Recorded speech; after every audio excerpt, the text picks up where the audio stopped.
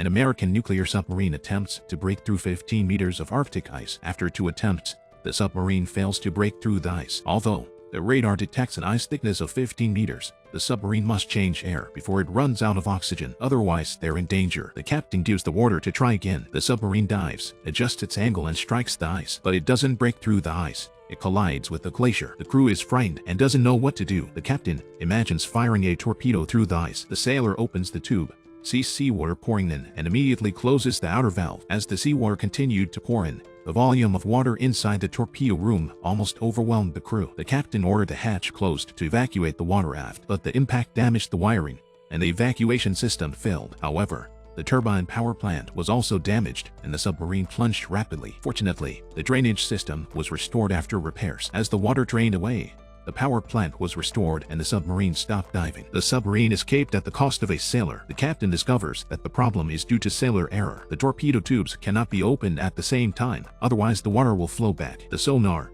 has detected a 5-meter layer of ice nearby. The captain immediately ordered the submarine to surface, enabling it to break through the ice. The American submarine was searching for a Soviet satellite cabin. The Soviet Union launched a military satellite equipped with a high-definition camera. Camera negatives can be developed into film on the satellite. The satellite can photograph the ground from a distance of 300 meters. Soviet satellites circle over North America to photograph missile bases. The Soviets have missile intelligence at their disposal, but an incident during the silo retrieval caused the satellite to fall out of orbit. Halfway through the recovery of the satellite cabin in Siberia, an accident occurred with the rocket. The Soviets didn't want to lose the satellite cabin or have it discovered by American forces, so the engineers activated a spare rocket and changed the orbit to the North Pole. The satellite cabin landed near a weather station in England. An American nuclear submarine was nearby and, on the orders of its superiors, ventured under the Arctic ice. Thus, Navy followed British instructions and found the weather station. The submarine broke through the ice and was 5 kilometers from the weather station. The soldiers fire flares, but the weather station does not respond. The captain tells the soldiers to approach the weather station on foot. At this point, the Soviets also send agents to the weather station. The agents will pretend to study the drifting ice swarm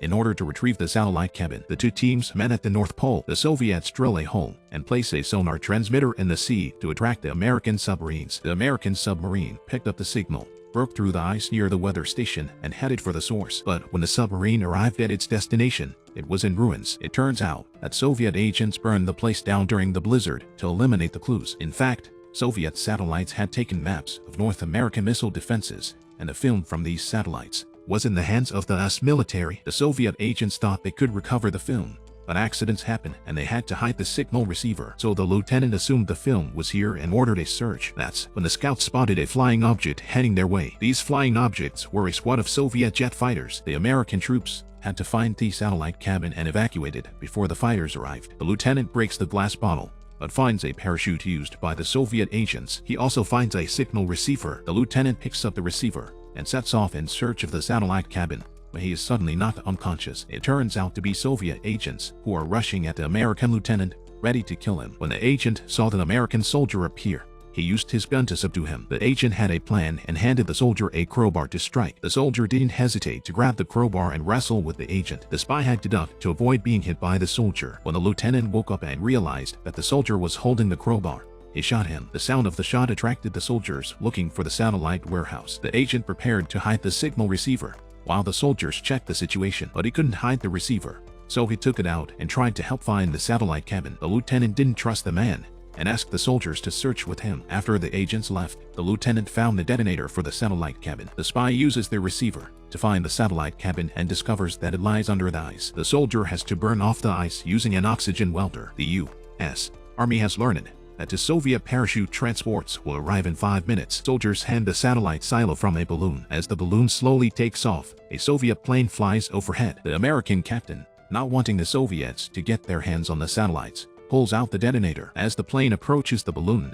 the submarine captain detonates the satellite cabin. The satellite silo they were fighting over was reduced to a mushroom cloud. 5 minutes ago, American forces discovered the Soviet satellite cabin. They burned the ice with oxy-fuel. The Soviets quickly surrounded the Americans. The Soviet colonel told the American captain to hand over the Soviet satellite cabin. Otherwise, he'd rather destroy the silo than leave it to the Americans. But the film of the satellite cabin shed had captured a map of North America's missile defenses. During the confrontation, the American captain drew the fake film on the floor and asked the Soviet agent to replace it. The agent was terrified to see the soldiers behind him and changed the film as the captain looked on. The captain hands the Soviet colonel the satellite warehouse. The Soviet colonel became suspicious of the Americans when he saw the agent imploring him to open the satellite pod. Realizing that the Americans have set him up, the colonel orders his troops to open fire. The agent takes advantage of the situation to grab the film and flee, but the American lieutenant, who had been watching the agent, overpowered him and retrieved the film. Although the Soviets were outnumbered and outgunned,